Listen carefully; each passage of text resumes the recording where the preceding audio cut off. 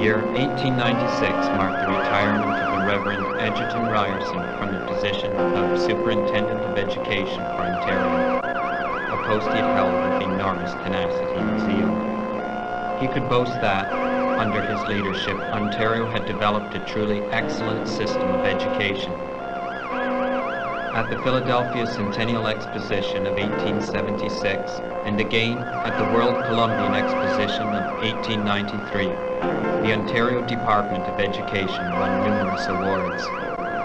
This stern-looking figure represents a man who in real life was truly formidable, not so much for his accomplishments as for his strenuous determination to bring together and to apply the Christian tradition and the British inheritance in the shaping of what was then called Upper Canada.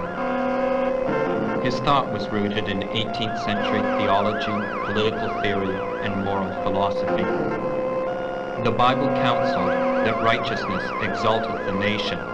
Ryerson's idea of education was part of the Christian crusade of the 19th century, which celebrated religious and especially moral sentiments in order to counteract the rationalistic tendencies of the age, and thus to promote Christianity as the only effective solution to the human problem. The abilities of endurance of this strain of thought are evidenced by the presence of similar notions in the religico-national sentiments of George Grant, Canada's most distinguished contemporary philosopher. Few need to be reminded that the word righteousness usually implies authoritarian intolerances. Education in Ryerson's Upper Canada was an agent of social control par excellence.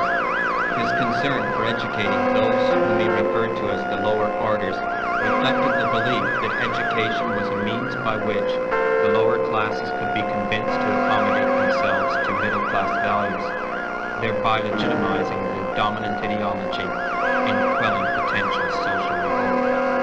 Thus, teachers in Ryerson's Upper Canada were convinced by Ryerson that the purpose of their vocation was to instill loyalty and morality in the young. The purpose of literacy was to curb the growth of a fractious disposition that might lead to minor vices such as idleness or intemperance, or to major vices such as poverty or criminality. Even compulsory schooling was introduced to combat sloth and the dangers of idleness. Ryerson's training was designed to teach people to know their proper place and to recognize and to accept what is right and what is wrong.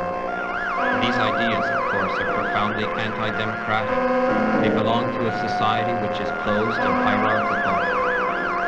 They were also, even in Ryerson's own time, anachronistic, since Ryerson's ideas of a moral education were so much excess baggage in an industrializing society whose primary need was for technical education.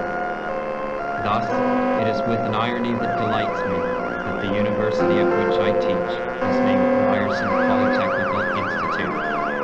It seems that few remember what Ryerson stood for. Fewer even that remember the awards that his department had won. It was the shame or pride which makes me live, not know the situation of being a